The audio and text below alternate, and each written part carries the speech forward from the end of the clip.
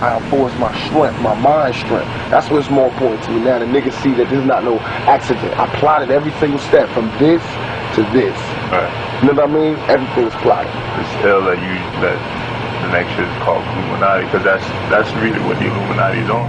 That's why I put the K to it. Because I wanted, the niggas is telling me about this Illuminati shit while I'm in jail, right? Like, the dollars. Right. That's another way to keep your self-esteem low. That's another way to keep you unconfident. Right. And I'm putting the K because I'm killing that Illuminati shit. Trust me, if these motherfuckers wanted to kill you, why the fuck they gonna tell Farrakhan? Why they gonna tell the Nation of Islam? Why they gonna tell this nigga in jail about the plan? How did he know? Right.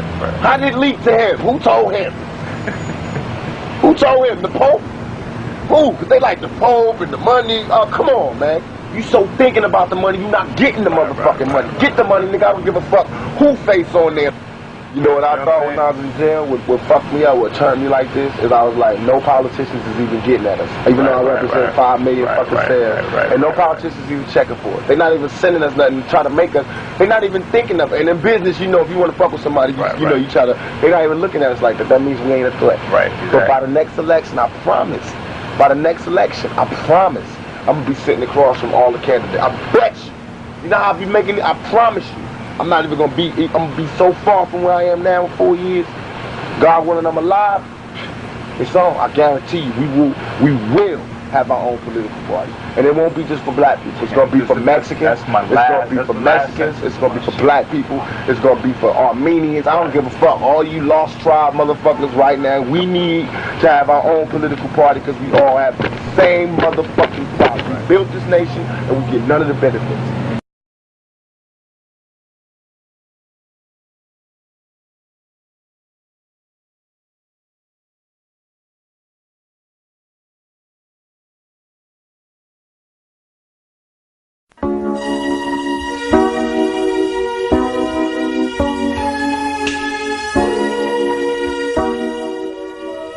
Tupac Shakur, breaking the oath. I guess a lot of folks are wondering, what exactly am I talking about? Tupac breaking the oath. Yeah, he did. Some folks seem to believe that Suge Knight was upset that Tupac wanted to do other things and had him executed. Well, it's a little bit more complicated than that. And for those of you who think Tupac is alive, think not.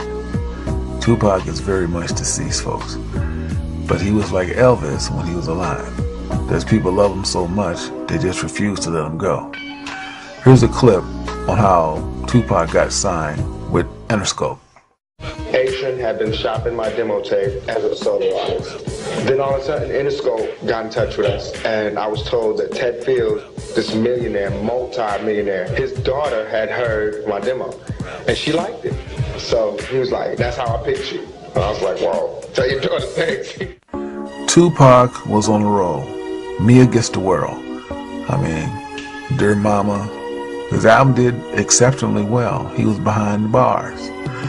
You see, when Pac brought Me Against the World out, it beat out Bruce Springsteen. But Pac just couldn't stay out of trouble.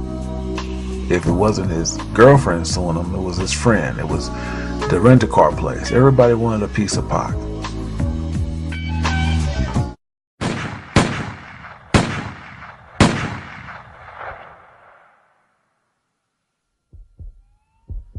Central, I got a black male shot at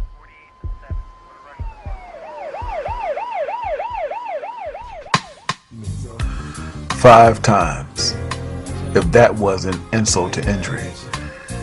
Even though Pac was shot 5 times, and that was definitely an orchestrated hit, and we'll get to that later, Pac seemed to still go to the left instead of go to the right. You see, Pac lived most of his life in the studios, but Pac was the type of guy that everybody loved to hate. So no matter where he went, he still found himself in lots of trouble.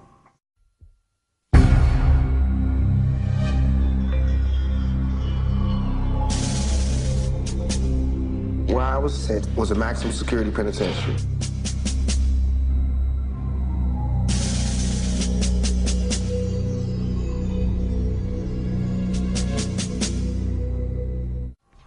When Pac did his small bid in the penitentiary, Jimmy Iovine, and all the bigwigs out of Interscope just about had enough of Pac.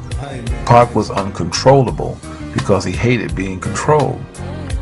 But Pac knew the oath of the Baphomet very, very well. We'll get into that a little bit later. Well, no one came to his rescue, so Pac put a contract on a napkin and sought after Suge Knight.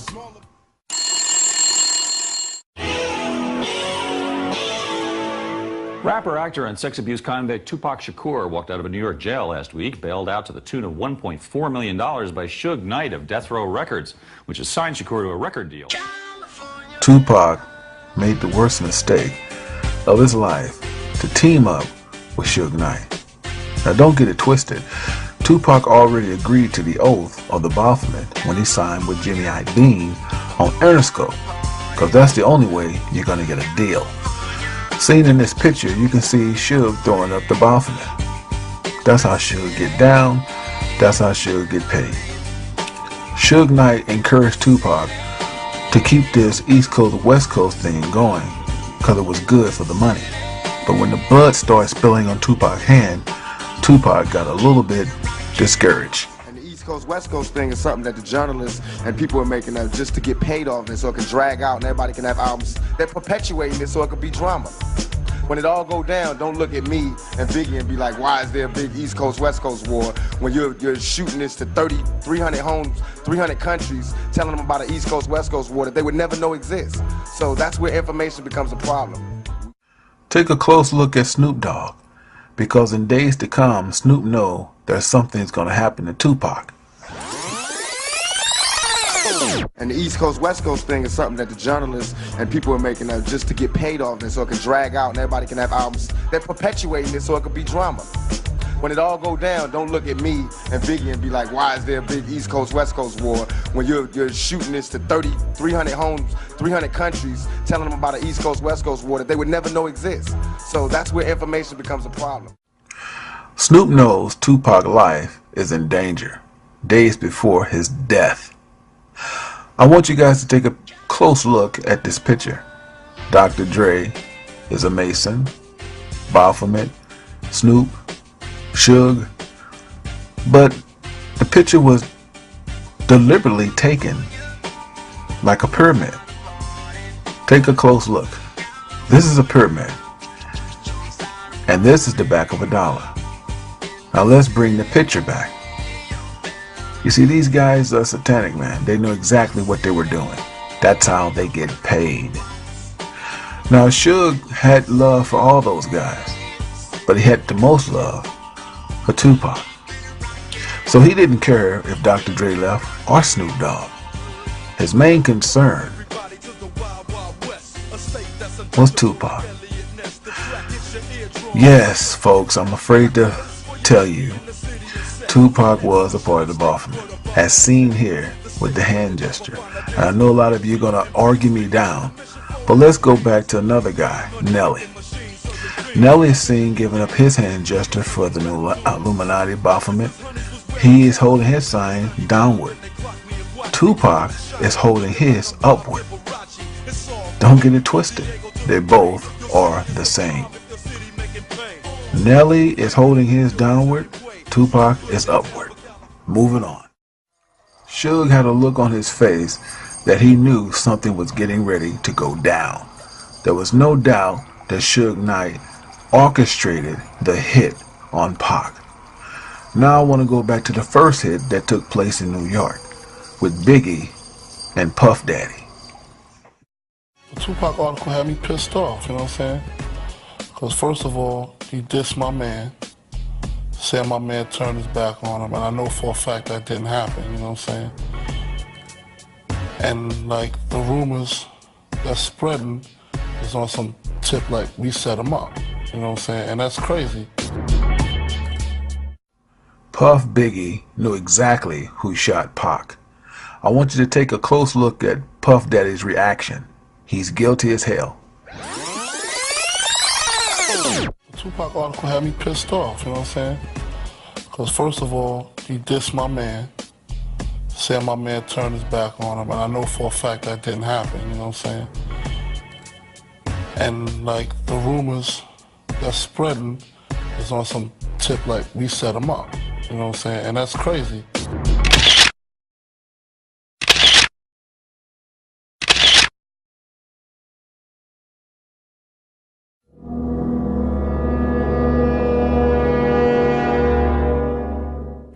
I know what good morals are, but you're supposed to disregard good morals when you're living in a crazy, bad world. If you're in hell, how can you live like an angel? You're sitting here surrounded by devils and you're trying to be an angel?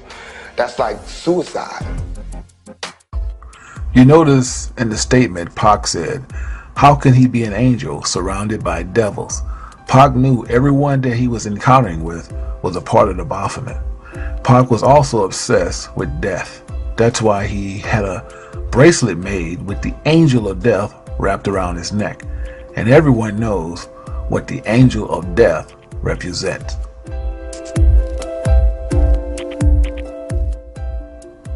Tupac dissed Dr. Dre, calling him out, saying that Dre can't make up his mind on men or women. When Dre should be producing, he's upstairs sucking dick, eating pussy. This interview was made in 1996. Also that same year, dissing Quincy Jones, saying that he was invited to Q's house. Tupac seen Q's daughter and wanted to holler at her. However, Q asked Tupac if he could have a moment with him and asked Tupac if he would fuck him in the ass. Tupac replied, "I don't get down like that." When Tupac put this on tape, he broke the oath. His life would be in danger until his death.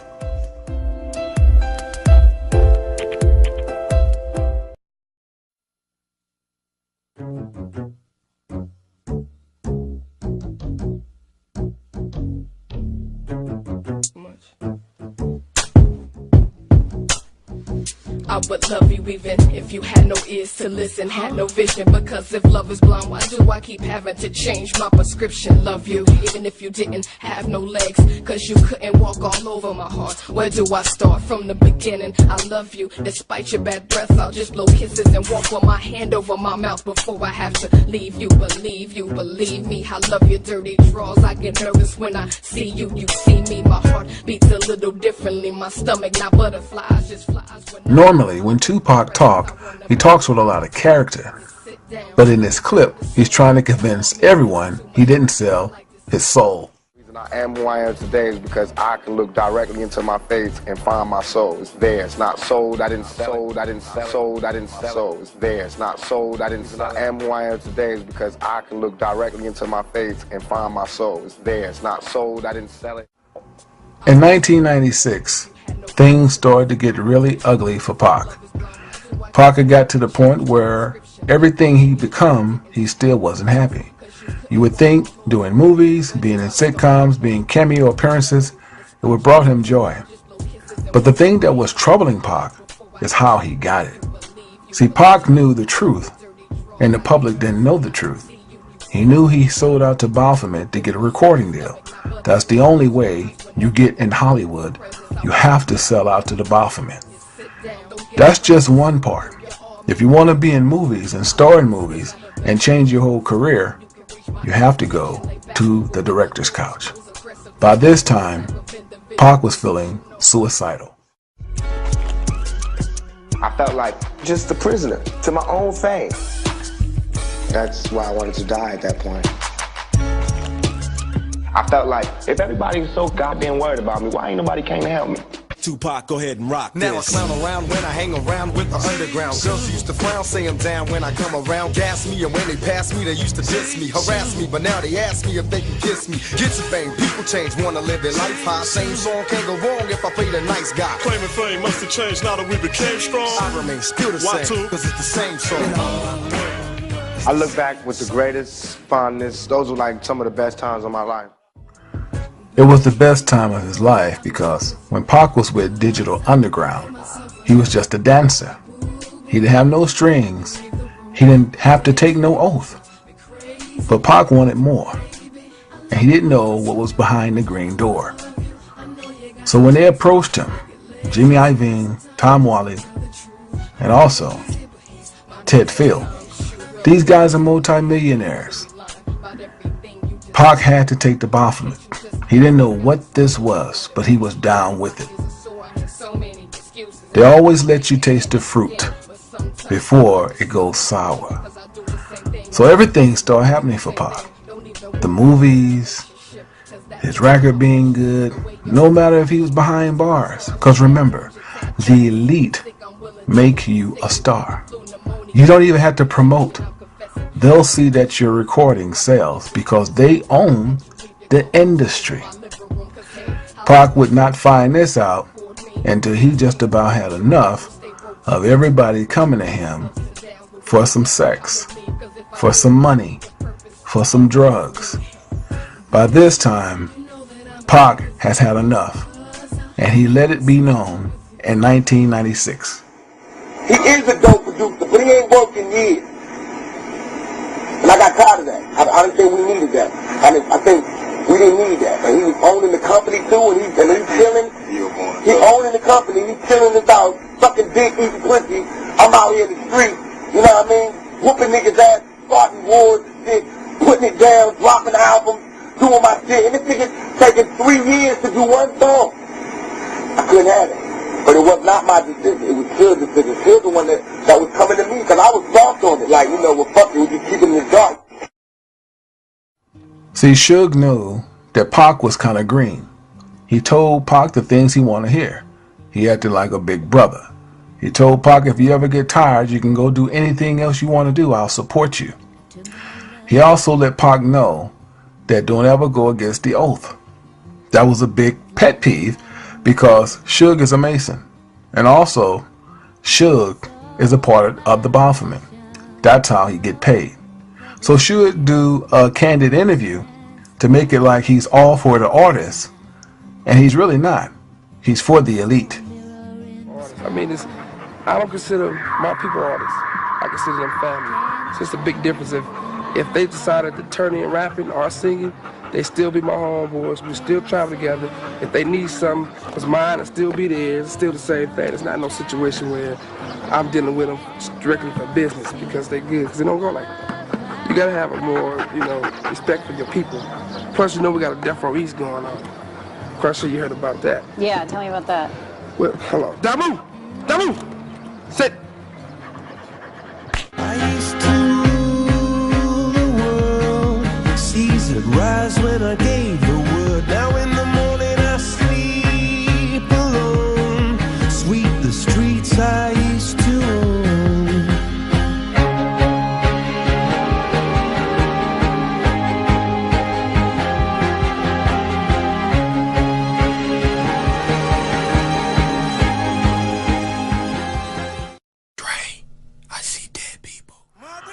There was a time when Suge was on top of the world.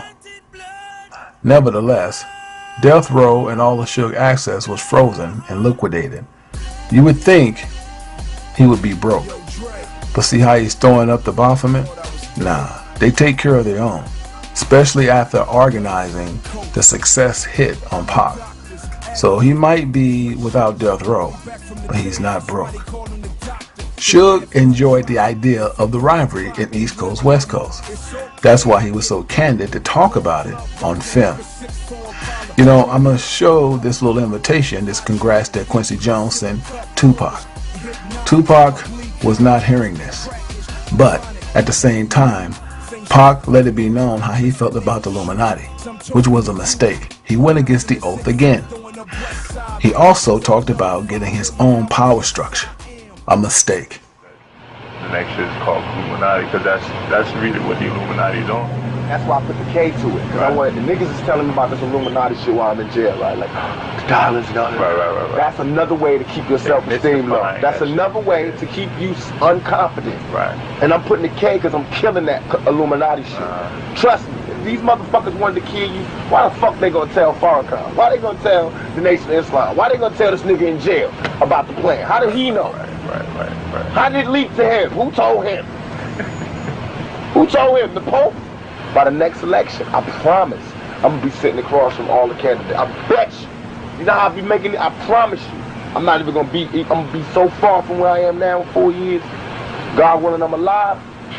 It's on. I guarantee you, we will have our own political party. Staring at the world through my rear view. Scream to God, he can't hear you. Heart beating fast, time to die. Watch the time fly. Staring at the world through my rear view. Scream to God, he can't hear you. Heart beating fast, time to die. Time fly. Whoa.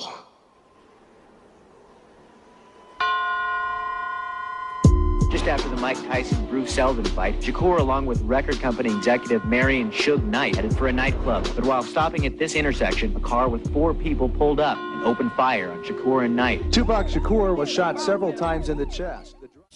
Calls was made to Paramount to put all of Tupac's works on hold, especially the 2 movies were scheduled for release early '96, Gridlock, Gang Related. See, Pac did a lot of work, but they put it on hold once they heard the tapes. So none of the work was scheduled to be released until Pac officially died. There still was a problem, because Biggie was making mockery out of it. Calls was made to P. Diddy to kill Biggie, but not by himself. They wanted him to orchestrate it the way Suge orchestrated for Tupac, and they would do the rest.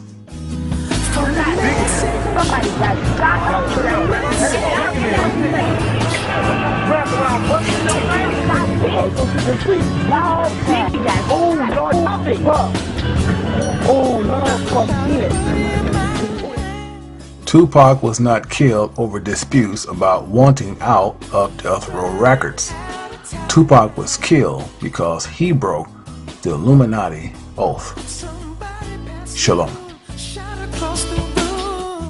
Glad to be here. Thanks for having me. Najee, thanks for having me. And Jared, thanks for giving me my first interview on WPFW a while back. I spent about 15 years working on this project.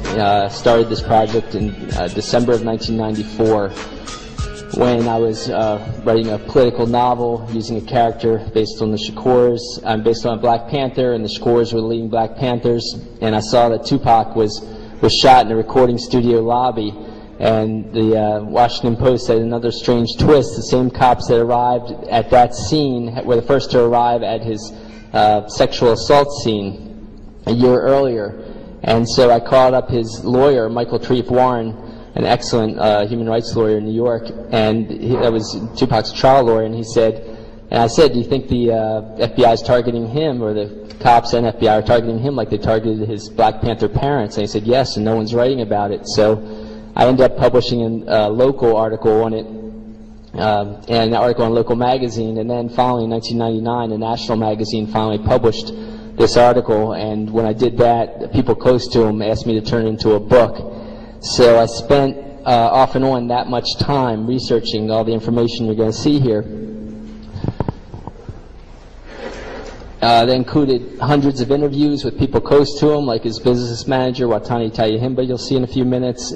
Again, his trial lawyer, Michael Warren, people of that nature. I did a Freedom of Information Act request, and they told me, incidentally, they weren't supposed to, but they told me there was over 4,000 pages in Tupac's FBI file, and paid for those pages, but they only sent me 99 of them for, they said, for national security reasons. Okay, just for the sake of legitimacy, Fred Hampton Jr. contributed an afterword to the book.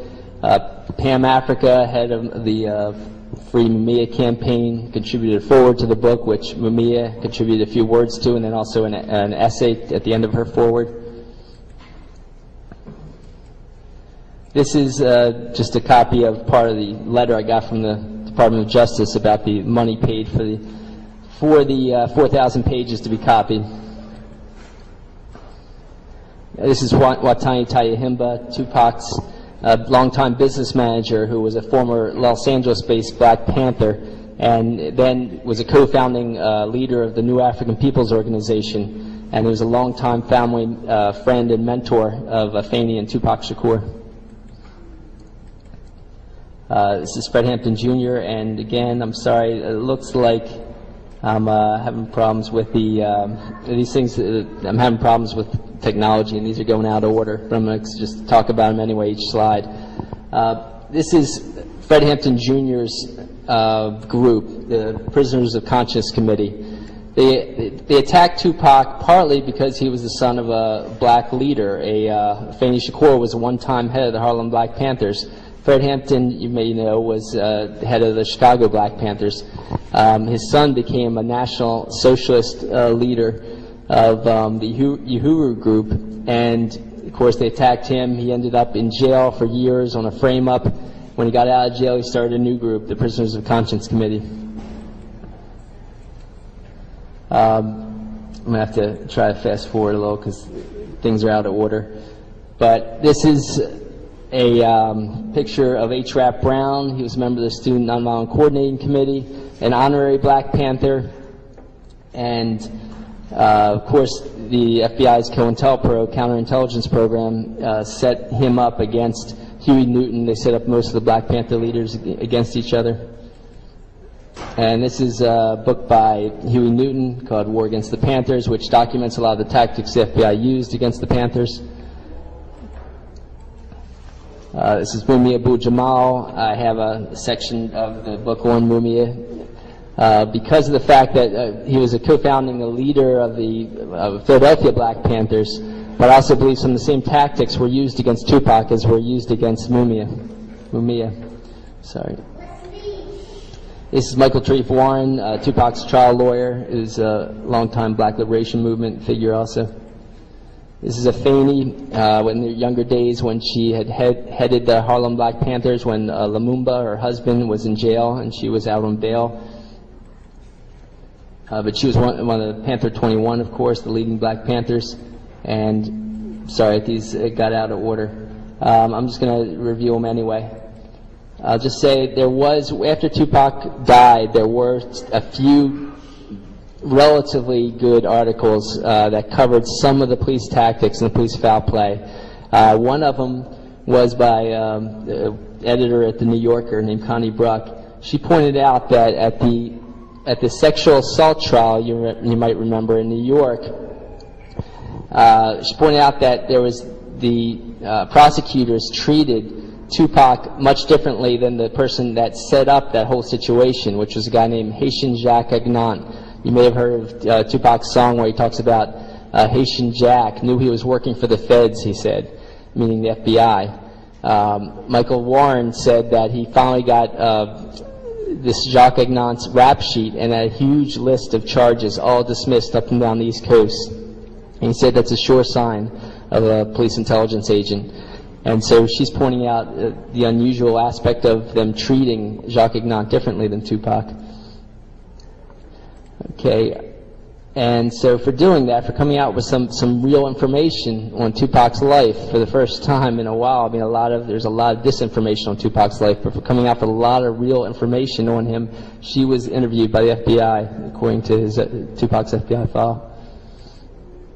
Okay, this is Tupac at the scene where I had first, heard about him being, what I felt was him being targeted. This was right after he was shot 4 times in a New York recording studio lobby.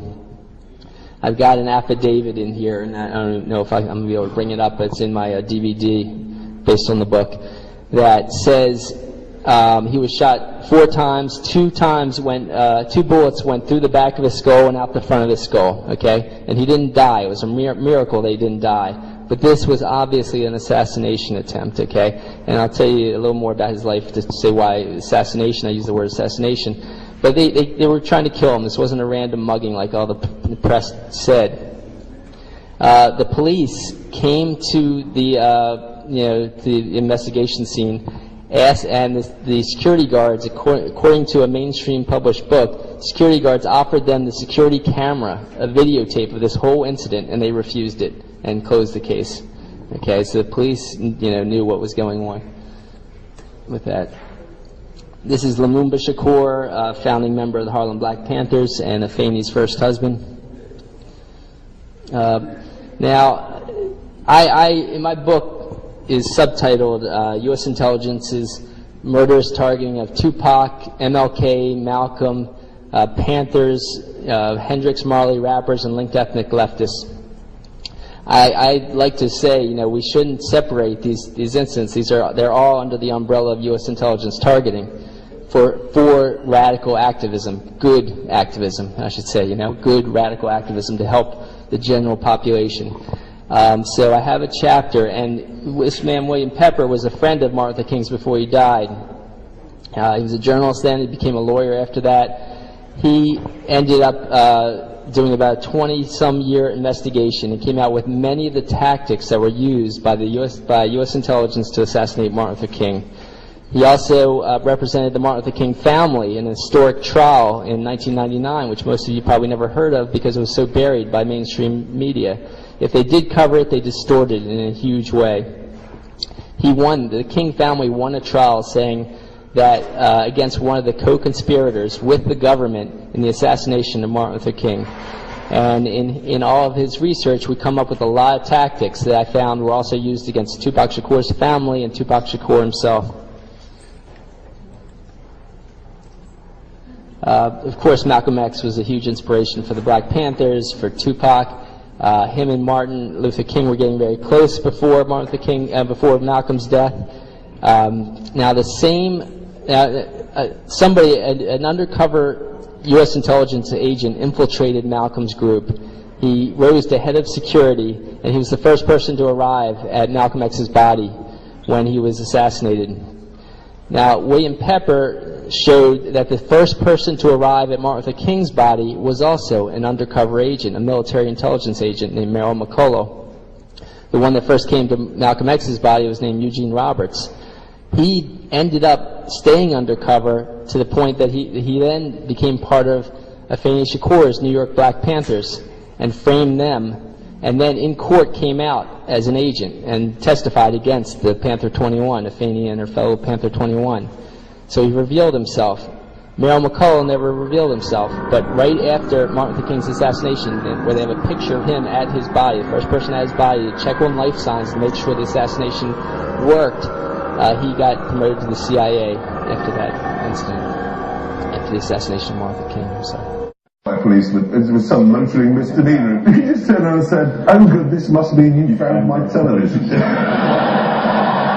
I tell you what, if I was a policemanist and my chief Freemason came into the office one morning and said, I mean chief constable. Okay, we know some of this from whistleblowers. We know some of what happens with the CIA and the FBI from whistleblowers, like Victor Marchetti, the highest level whistleblower in the 1970s. And I'll just say, I'm going to go back. Well, I'm going to touch on this in a minute. Victor Marchetti said the huge majority of CIA leaders were from the super rich white Anglo-Saxon Protestant families. They were heavily bigoted, heavily bigoted. Another woman named Frances Stoner Saunders wrote a book called The Cultural Cold War about the founders of the CIA, all from the super rich family, the Rockefellers, the Mellons, the Harrimans, you recognize a lot of the names, J.P. Morgan, etc. They were incredibly bigoted. Of course, they were incredibly racist, but they were also bigoted against all ethnic groups.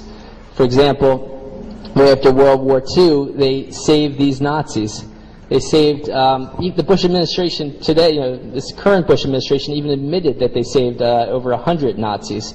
But professors like Peter Dale Scott of University of California, Berkeley, wrote an article with these pictures in it that said they saved thousands of Nazis, spread them all over the world, and had them do U.S. intelligence and British intelligence bidding. A large portion of these Nazis were actually sent throughout Latin America. And this man, Walter Roth, worked for the dictator of Chile, Pinochet, and he had previously invented the gas chamber during Nazi Germany.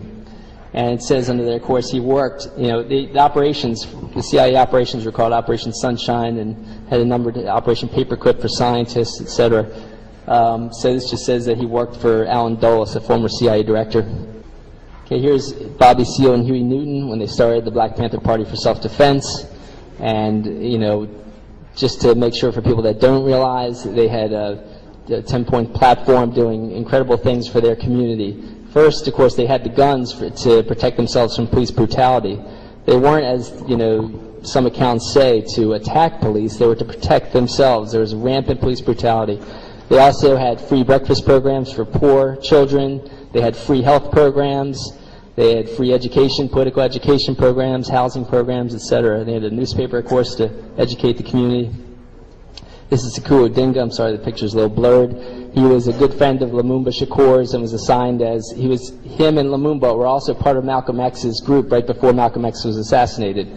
Lumumba Shakur's father was Saluddin Abba Shakur, and he was a close associate of Malcolm X's, okay, before Malcolm X was assassinated. He was made head of the Bronx Black Panthers and is now a political prisoner. There's Kathleen Cleaver and Eldridge Cleaver. Eldridge Cleaver was Minister of Information. He was, a famous author, had a best-selling author, Soul on Ice, and then was made Minister of Information for the National Black Panther Party. Kathleen Cleaver was spokeswoman for the Black Panther Party nationally, and is now a law professor trying to get good words out on the Panthers. This is a CIA document. I've got hundreds of these CIA documents that different good Black Panthers have given me to help with this project. This one just happens to talk about Harry Belafonte. Harry Belafonte was a major funder of Martin Luther King and other black activists. And so they watched him closely, and they put an undercover agent as they inserted him as his manager. He pretended to be a top civil rights activist, and he was a white guy who just got famous for his hardcore activism. He became his agent, but when Belafonte realized that he was sabotaging his career and his activism, he fired him. Okay. All right. We're having problems with the with this, so I'm going to exit and see if I can't find a few more files for you. I'm sorry that some of these. Okay, some of these. All right, I'm going to give you a little more here. Here's a picture of Geronimo Pratt with a young Tupac, and there's a Afeni Shakur in the upper left-hand corner, and in the lower left-hand corner is Sekou Shakur. And now Geronimo Pratt was in jail at this time. He was head of the Los Angeles Black Panthers, and was framed by a guy named Richard Held, who I'm going to hopefully get to in a few minutes. But he was Tupac Shakur's godfather.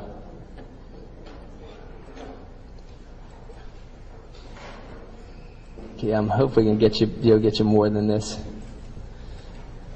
But I'm gonna talk a little more and hopefully be able to find some of the stuff I'd like to find for you.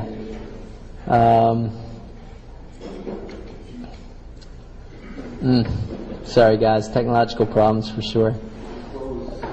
Yeah, okay. So I'm going to look for them and talk at the same time because the information is more important than the pictures, I think. I'll just say, so let me give you a new version of Tupac's history. Before he died, okay, an East-West Panther War was created by the FBI. The FBI sent fake letters, had undercover agents pitting Panther leaders against each other. The biggest, and it turned out, the media hyped it as an East Coast versus West Coast Panther War, according to Kathleen Cleaver. They pitted Afeni's New York Black Panthers against the California-based Huey Newton's California-based Panthers. Okay, they ended up aligning New York's Panthers with Eldridge Cleaver, who they attempted to assassinate with a fuselage of bullets. They just, they tried to kill him. He ended up going to Algeria with Kathleen, started a Panther in Exile group there, and then they pitted him and Newton against each other. Okay, and if it's East-West versus, East versus West Panther War sounds familiar, of course it should. They use the same tactics for the East Coast versus West Coast rap war.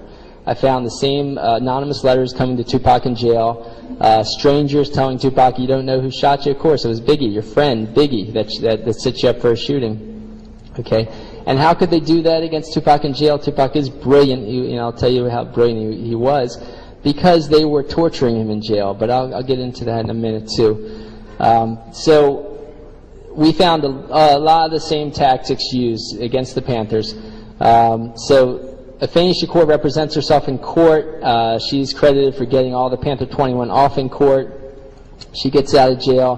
Her and Lumumba end up divorcing, but she ends up moving in with Lumumba's adopted brother, Mutulu Shakur, who was a co-founding leader of the Republic of New Africa, which was a huge national group, a very highly respected national group of activists. And he was also doing acupuncture, and he was head of the Lincoln Detox in the Bronx, where I happened to study acupuncture myself, of course, long after him. but he was highly respected. He was doing great work for addictions in the Bronx, and he was doing such good work, the city decided to close his detox down, his clinic down, and because he was also doing political education. He was doing political education with a number of different activists from the Students for Democratic Society, Puerto Rican independence activists. He had like a rainbow group of activists doing great work in Lincoln Detox. When they closed Lincoln Detox down, some activists decided to expropriate money by robbing banks. Now, Mutulu ended up going to jail for one of these bank robberies. There was he actually wasn't even charged with the actual committing of the robbery. He was charged with conspiring to commit the robbery. There was no physical evidence that he even conspired to commit the robbery, okay? But conspiring is usually how they get activists or they get anyone they want to charge, by saying you were loosely involved, you knew of it in some way, shape, or form. So they ended up, putting loads and loads of people in jail for conspiring to commit the crime. It turns out their top witness was the guy who actually shot a bank truck driver. Their top witness. That witness was found to be an informant. An informant is usually someone who's been paid by the FBI. Someone being paid by the FBI, we really should call an agent, not an informant. So this undercover agent is the one that actually did the murder that Mutulu ended up going to jail for. This guy got 6 years for that murder. He got out in 6 months. Mutulu got 40 years for conspiring to be involved in that situation. Okay, and Sekou Odinga was a co-founding member of the Black Liberation Army with Zaid Shakur, Mutulu's brother. Also, Zaid ended up getting killed with Asad Shakur, but he had founded the Black Liberation Army. But Sekou Odinga ended up going to jail for that incident. Okay, I'm just going to move up a little bit here. Now, Tupac grew up with Mutulu as one of his top mentors. Geronimo Pratt was in jail on a frame-up, but was another of his top mentors. And that's why, of course, and Afeni, his mom, was a top mentor, and that's why he had such a revolutionary mindset. He was asked by a priest when he was 13 years old, what do you want to be when you grow up? And he said, a revolutionary. And I think he never lost that mindset. He just changed his tactics. By the time he was 17, he was incredibly precocious, for one thing. Professor Michael Eric Dyson said that he had read hundreds and hundreds of PhD-level books before he got out of his teen years. He would take Shakespeare plays, rewrite them, and produce them and star in them, in California. And he was also incredibly well respected to the point that he was the youngest ever elected chair of the New African Panthers, which was the young adult group of the New African People's Organization. It was active in 8 cities nationwide. And it was about the same ages as many of the original Black Panthers when they started the Black Panthers across the country. So it was a very serious group that he was running, activist group that he was running. So he was already a black activist leader, national black activist leader, before he broke into rap at the ages of 17 and 18 years old. And he was very serious. He was the top newspaper salesman for the group in California. Panther Power was a newspaper insert that he created. So after he got to out of, I'm going to expand this, I guess, maybe that will help. That makes me lose the side. Is there a way, Najee, is there a way to get this? There we go. 1 second, guys. So after he got out of the Panthers, he broke into rap with Digital Underground. Digital Underground invited him for a tour.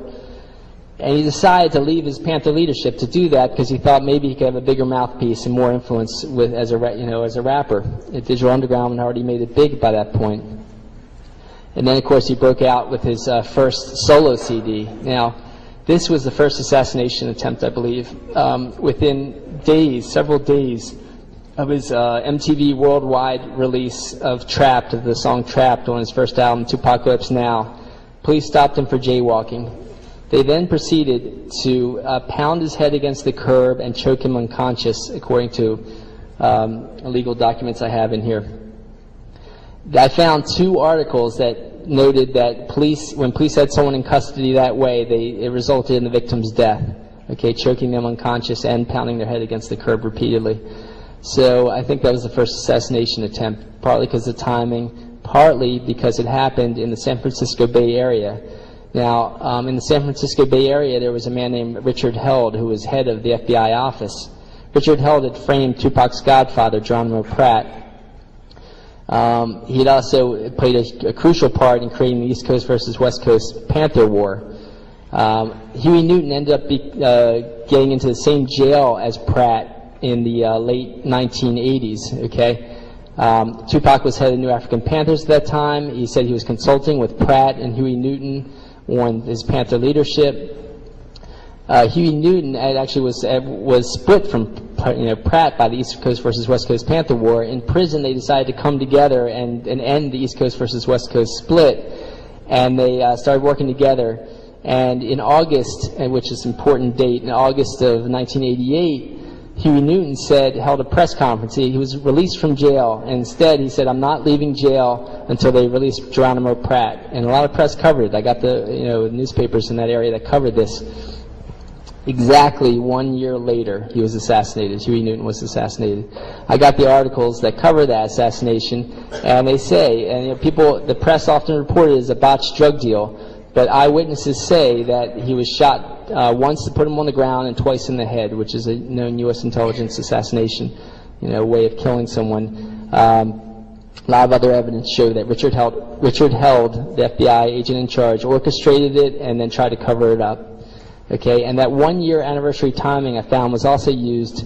William Pepper said it was used to assassinate Martin Luther King. On the exact year anniversary, he said, of Martin Luther King saying he opposed the Vietnam War in 1967, exactly 1 year later he was assassinated. And he says he does not think that was a coincidence. He thinks that was a purposeful timing tactic to warn other people off from opposing, other top leaders from opposing the Vietnam War. I then found this in Tupac's life. Exactly 3 years after Huey Newton's assassination, there was the Marin City Festival. Did anyone hear about a little boy being shot at the Marin City Festival? Yeah. What happened was, when you check out the closest witnesses to that event, what you find is that somebody punched Tupac for no reason once he's already a rap star. He's a rap star. It's 1992. People are signing autographs. He's an honorary guest at this Marin City Festival, signing autographs. Someone punches him in the face for no reason. Then they shoot at him. Maurice Mopreme Harding, Mutulu Shakur's son, was bodyguarding Tupac at that time. He took out a gun and fired straight in the air to try to protect him, to warn these people off, these strangers that were attacking him for no reason. It didn't stop them. They kept attacking, so they had more guns. They were trying to kill Tupac. And I don't think it's a coincidence. That was the exact anniversary of Huey Newton's death. Tupac loved Huey Newton. He wrote poems to him about him and all.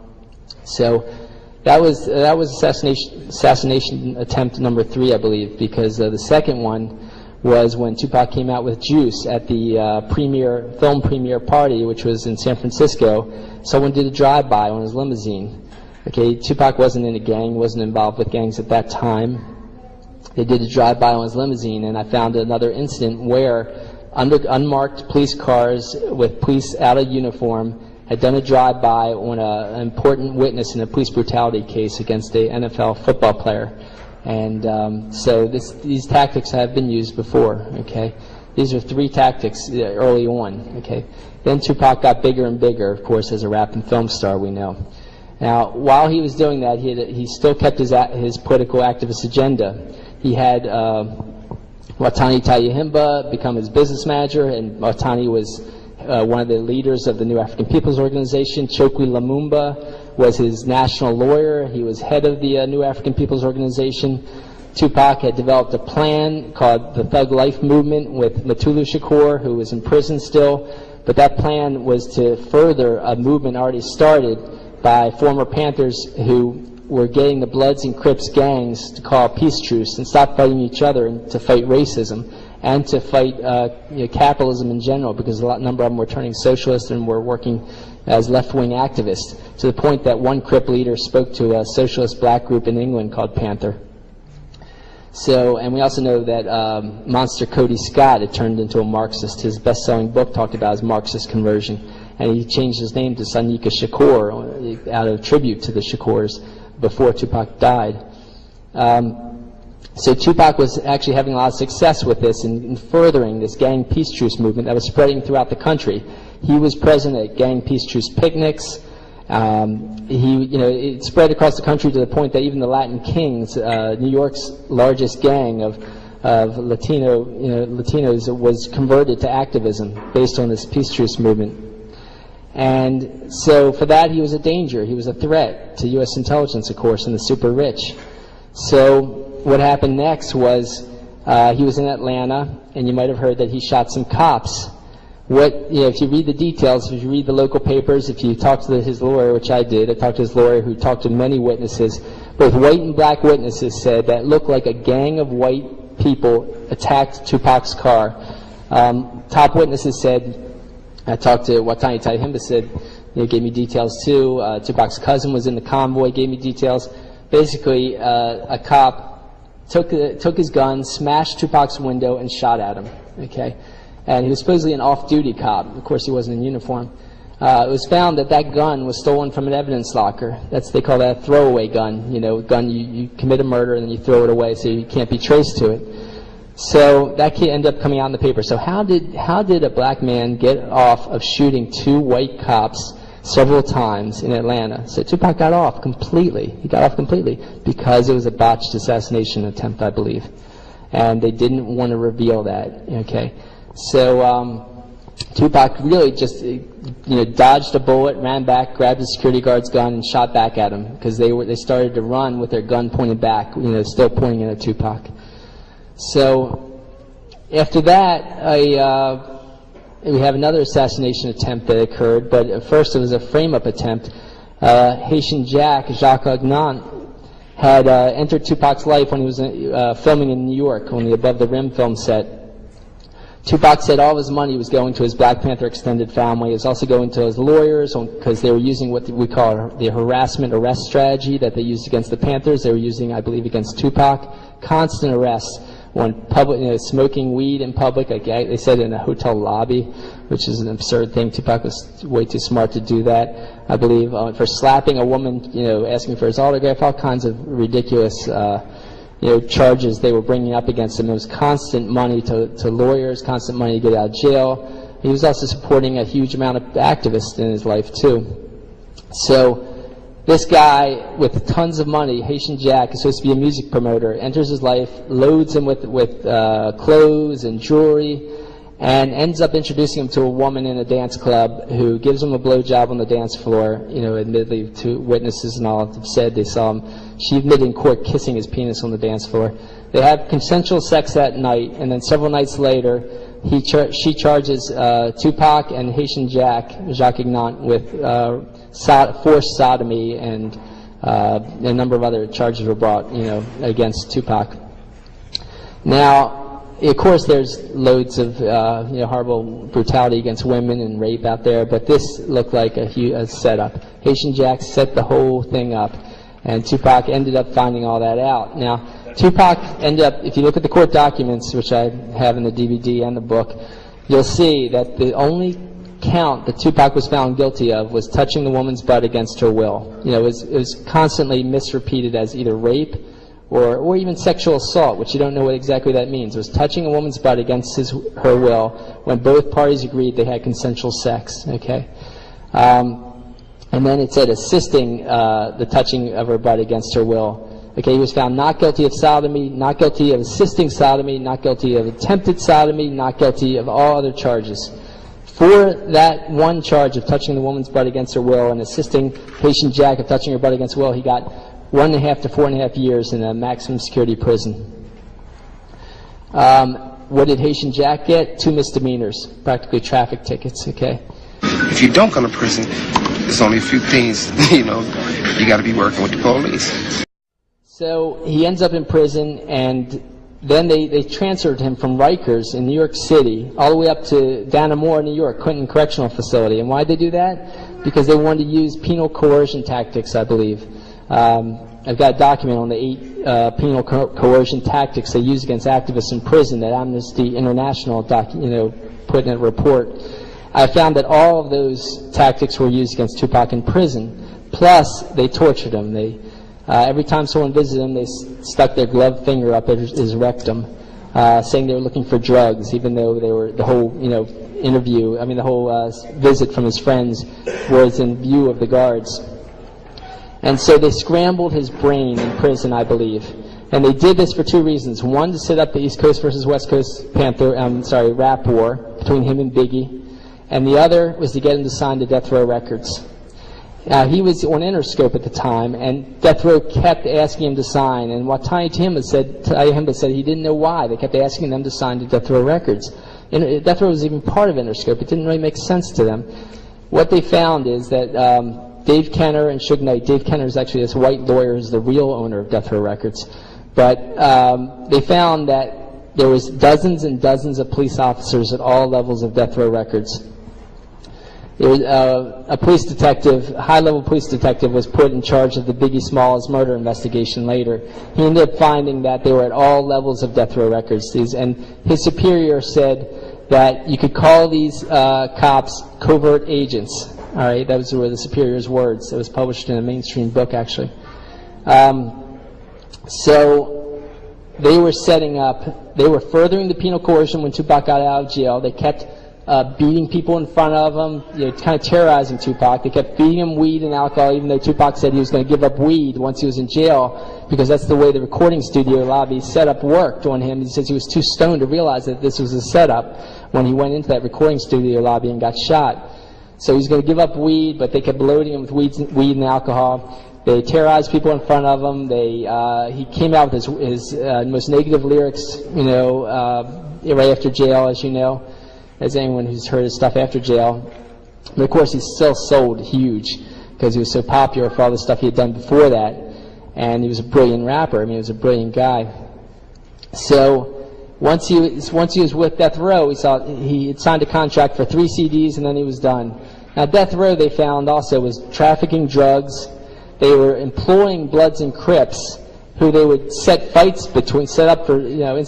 between, to the point of a Blood killed a Crip at a public concert, and nobody was arrested for it. Witnesses gave reports to cops, no one was arrested. Death Row terrorized basically the whole rap community. They went around the country terrorizing political rap conventions, like the one Tupac had been asked to speak at twice and then was arrested before he could speak sometimes. They did a number of horrible things, but one of their top goals appeared to be to set up Tupac, set up his assassination eventually. Once they, first they had him promote the most negative lyrics and negative ideas, and they also instigated the East Coast West Coast rap war in a huge way too. Tupac was getting away from that. He had started his own record label, Euthanasia Records.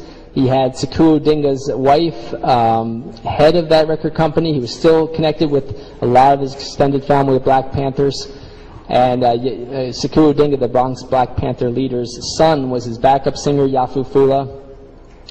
And so we have one police whistleblower telling what was happening at Death Row. We have another whistleblower named Kevin Hackey, who was FBI agent. Actually, he was an undercover FBI agent. Was made to be one of Tupac's 2 bodyguards. Now, we found that he turned on the FBI because at the last second before Las Vegas, a day or two before Las Vegas, where Tupac was assassinated, he told Tupac not to go to Las Vegas. He tried to convince him not to go to Las Vegas. Tupac had to go for other reasons. But as soon as Suge Knight and Dave Kenner found out that Kevin Hackey was trying to get him not to go to Las Vegas, they fired Hackey. They also, of course, took the guns and cell phones away from the other guards around Tupac. And, of course, in Las Vegas, he was assassinated. And, of course, 13 bullets coming at Tupac, not hitting Suge Knight directly is a sign that there was a purposeful avoidance of Suge Knight in that assassination. But I still think he was lower man on the totem pole. Dave Kenner was higher up on the totem pole. Another man who was high up on the totem pole was Reggie Wright Jr. Reggie Wright Sr. was head of the Compton, California Gang Police Division. So they were trying to end the Blood Crips gang peace truce inside of Death Row also. Now, while Tupac was in the hospital dying, the Bloods Crips truce was broken. Suge Knight and other Death Row Records people said the Crips killed Tupac, and they also were caught sending shipments of guns to Bloods around the area that were part of the peace truce. A lot of people died. A lot of Bloods and Crips died in that week until activists spread the word that no, the Crips didn't kill Tupac. We don't think the Crips killed Tupac, and it stopped. So the peace truce movement continued. But of course, they assassinated Tupac.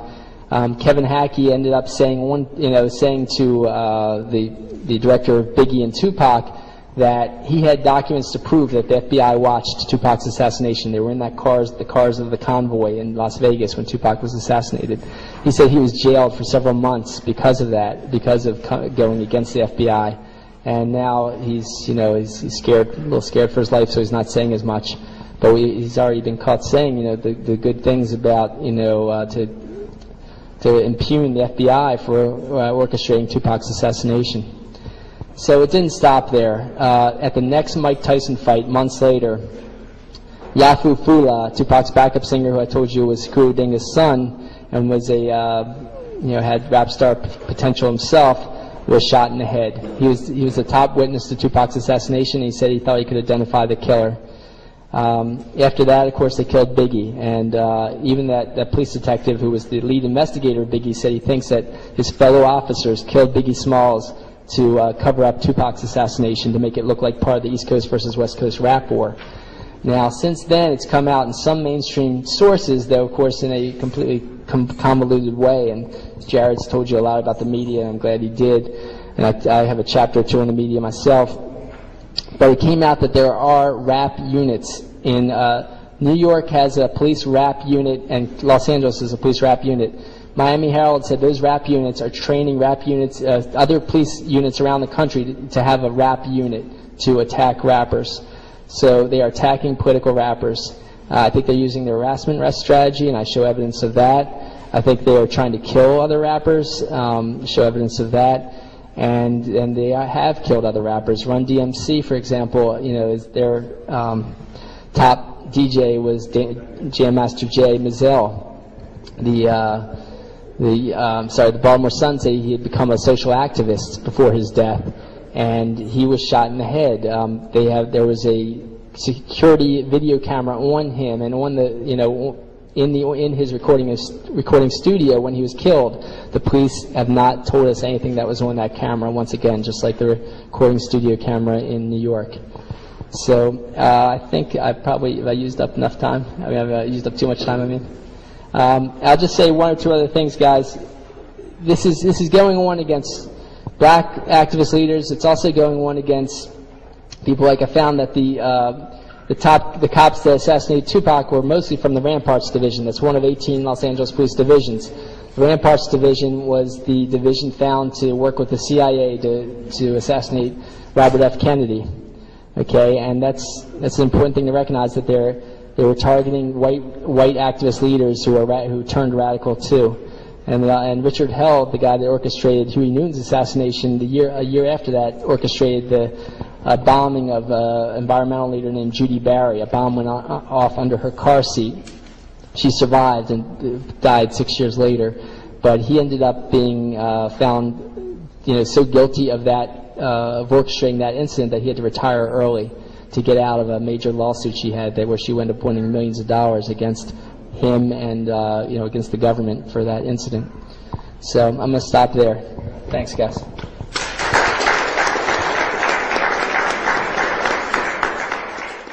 Crazy.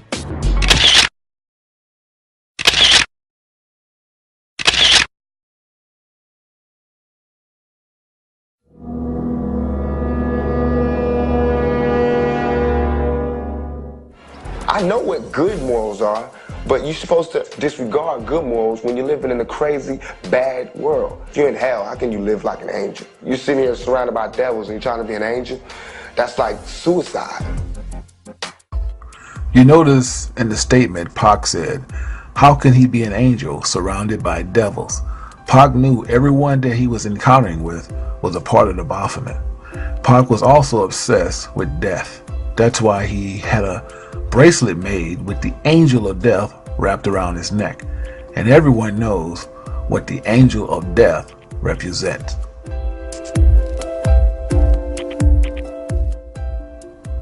Tupac dissed Dr. Dre, calling him out, saying that Dre can't make up his mind on men or women. When Dre should be producing, he's upstairs sucking dick, eating pussy. This interview was made in 1996. Also that same year, dissing Quincy Jones, saying that he was invited to Q's house. Tupac seen Q's daughter and wanted to holler at her. However, Q asked Tupac if he could have a moment with him and asked Tupac if he would fuck him in the ass. Tupac replied, "I don't get down like that." When Tupac put this on tape, he broke the oath. His life would be in danger until his death.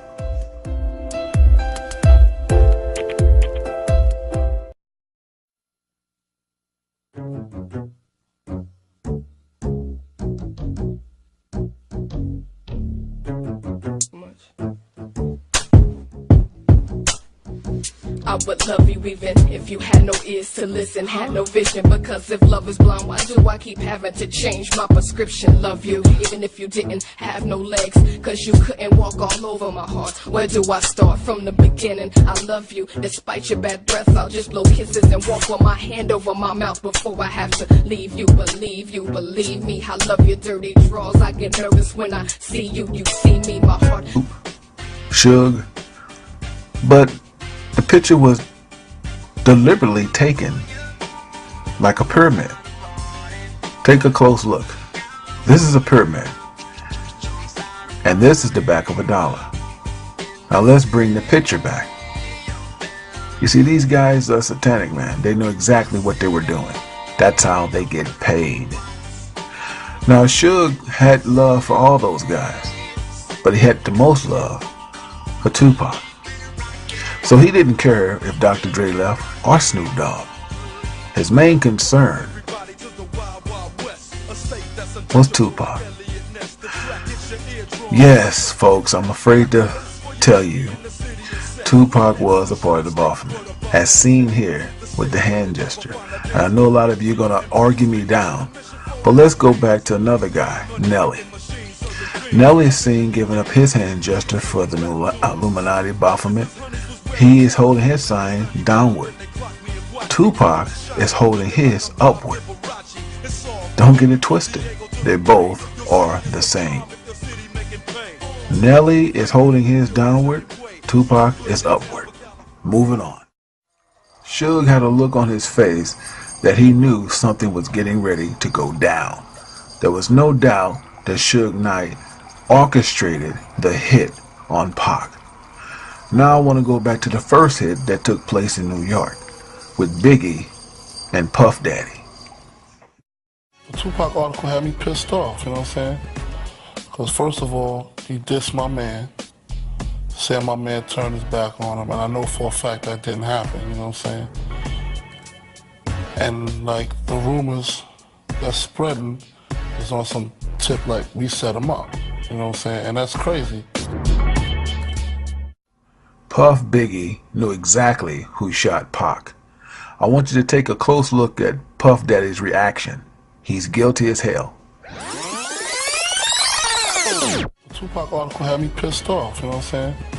Because first of all, he dissed my man, said my man turned his back on him, and I know for a fact that didn't happen, you know what I'm saying?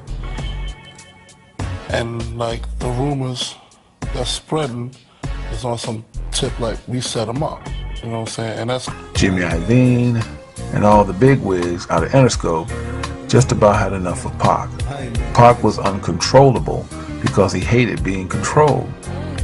But Pac knew the oath of the Baphomet very, very well. We'll get into that a little bit later.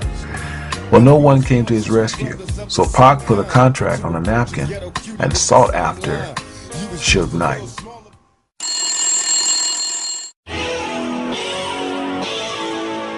Rapper, actor, and sex abuse convict Tupac Shakur walked out of a New York jail last week, bailed out to the tune of $1.4 million by Suge Knight of Death Row Records, which has signed Shakur to a record deal. Tupac made the worst mistake of his life to team up with Suge Knight. Now don't get it twisted. Tupac already agreed to the oath of the Baphomet when he signed with Jimmy Iovine on Interscope, because that's the only way you're going to get a deal. Seen in this picture, you can see Suge throwing up the Baphomet. That's how Suge get down. That's how Suge get paid. Suge Knight encouraged Tupac to keep this East Coast West Coast thing going because it was good for the money. But when the blood started spilling on Tupac's hand, Tupac got a little bit discouraged. And the East Coast West Coast thing is something that the journalists and people are making up just to get paid off it so it can drag out and everybody can have albums. They're perpetuating it so it could be drama. When it all go down, don't look at me and Biggie and be like, why is there a big East Coast West Coast war when you're shooting this to 300 homes, 300 countries, telling them about an East Coast West Coast war that they would never know exists. So that's where information becomes a problem. Take a close look at Snoop Dogg, because in days to come, Snoop knows that something's going to happen to Tupac. And the East Coast West Coast thing is something that the journalists and people are making up just to get paid off it so it can drag out and everybody can have albums. They're perpetuating it so it could be drama. When it all go down, don't look at me and Biggie and be like, why is there a big East Coast West Coast war when you're shooting this to 300 homes, 300 countries, telling them about an East Coast West Coast war that they would never know exists. So that's where information becomes a problem. Snoop knows Tupac's life is in danger days before his death. I want you guys to take a close look at this picture. Dr. Dre is a Mason. Baphomet, Snoop, he did. Some folks seem to believe that Suge Knight was upset that Tupac wanted to do other things and have him executed. Well, it's a little bit more complicated than that. And for those of you who think Tupac is alive, think not. Tupac is very much deceased, folks. But he was like Elvis when he was alive. There's people love him so much, they just refuse to let him go. Here's a clip on how Tupac got signed with Interscope. Asian had been shopping my demo tape as a solo artist. Then all of a sudden, Interscope got in touch with us, and I was told that Ted Fields, this millionaire, multi-millionaire, his daughter had heard my demo, and she liked it. So he was like, that's how I picked you. And I was like, whoa, tell your daughter thanks. Tupac was on the roll. Me Against the World. I mean, Dear Mama. His album did exceptionally well. He was behind the bars. You see, when Pac brought Me Against the World out, it beat out Bruce Springsteen. But Pac just couldn't stay out of trouble. If it wasn't his girlfriend suing him, it was his friend. It was the rent-a-car place. Everybody wanted a piece of Pac.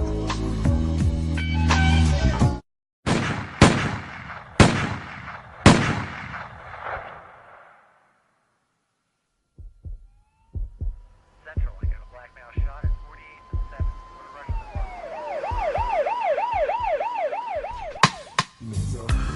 5 times. If that wasn't insult to injury. Even though Pac was shot 5 times, and that was definitely an orchestrated hit, and we'll get to that later, Pac seemed to still go to the left instead of go to the right. You see, Pac lived most of his life in the studios, but Pac was the type of guy that everybody loved to hate. So no matter where he went, he still found himself in lots of trouble.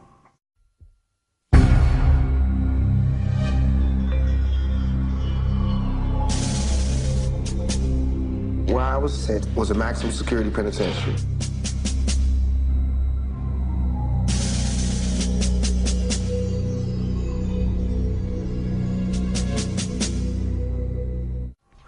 When Pac did his small bid in the penitentiary,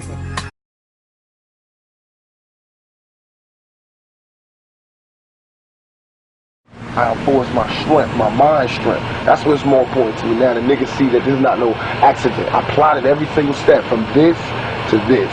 Right. You know what I mean? Everything's plotted. It's ill that the next shit is called Illuminati, because that's really what the Illuminati is on. That's why I put the K to it. Because I wanted, the niggas is telling me about this Illuminati shit while I'm in jail, right? Like, the dollars, Right. That's another way to keep your self-esteem low. That's another way to keep you unconfident. Right. And I'm putting the K because I'm killing that Illuminati shit. Trust me. these motherfuckers wanted to kill you, why the fuck they gonna tell Farrakhan? Why they gonna tell the Nation of Islam? Why they gonna tell this nigga in jail about the plan? How did he know? Right. How did it leak to him? Who told him? Who told him? The Pope? Who? Because they like the Pope and the money. Oh, come on, man. You so thinking about the money, you not getting the motherfucking money. Get the money, nigga. I don't give a fuck who face on there.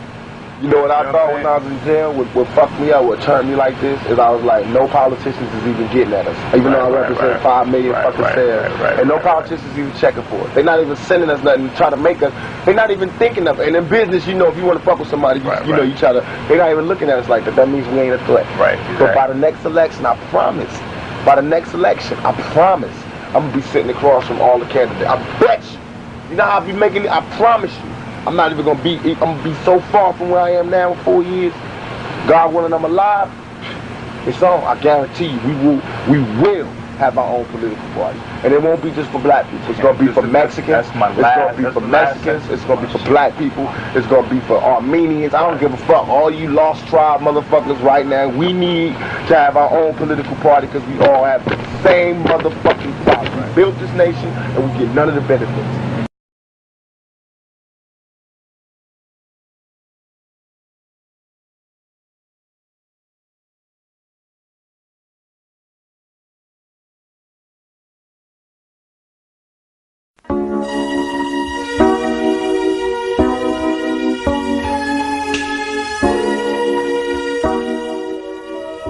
Tupac Shakur, breaking the oath. I guess a lot of folks are wondering, what exactly am I talking about? Tupac breaking the oath. Yeah,